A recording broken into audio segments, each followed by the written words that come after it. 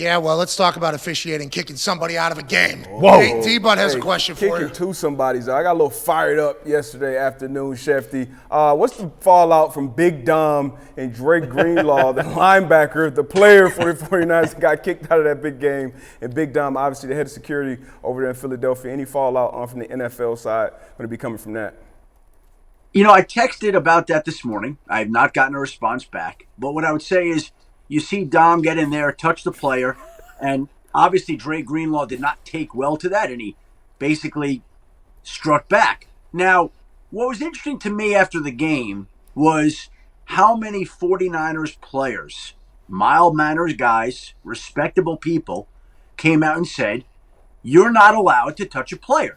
And there's Dom DiSandro on the field touching Drake Greenlaw, which the 49ers felt was an extreme violation. Now, you guys have been on the football field. I haven't. I've been touched by anybody like that. I don't know what it's like. But again, that struck me at how offended the 49ers were that Dom DiSandro would put his hands on Drake Greenlaw, which led Drake Greenlaw to hit him back. And so, by the way, Dom DiSandro gets ejected, Drake Greenlaw gets ejected. Who wins there? Like, well, Nick Sirianni doesn't have an escort walking up the field. You saw what happened to the Eagles after Big Dom got kicked off that field last night? I don't have any heart and soul. The Niners won. Yeah, some things are bigger than just tackles. Right. You know what I mean? You raised a great point. We should not be talking about Jalen Hurts for MVP anymore. It should be all about Dom DiSandro. Bingo. You see how they play at home when Big Dom ain't allowed on the field at the link. I will say this.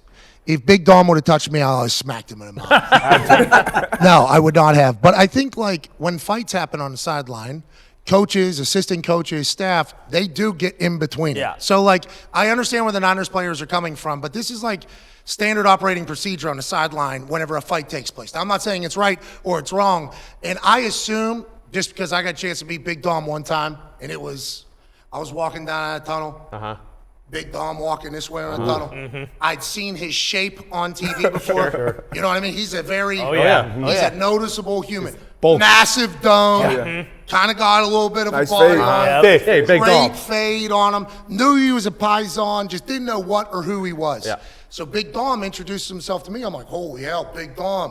And I started looking into Big Dom. Big Dom wants no problems. Big Dom just wants, hey, everything's gravy. Hey, everything's cool. Let's move along. Let's move along. That's his job. I think that is his actual title. Like, hey, let's just settle this, kind of. So I would assume after Sirianni told Kyle Shanahan, hey, I'm sorry about what happened, Big Dom will also be sending a message to the Niners. And I like that they have a budding rivalry, but I think the Niners players, if they ever meet Big Dom, would be big Dom fans. Yeah. Big Dom. And on the flip side, Big Dom probably incredibly holds in high regards Greenlaw smacking him in the mouth, too. Oh, yeah. That's something Big Dom probably respected.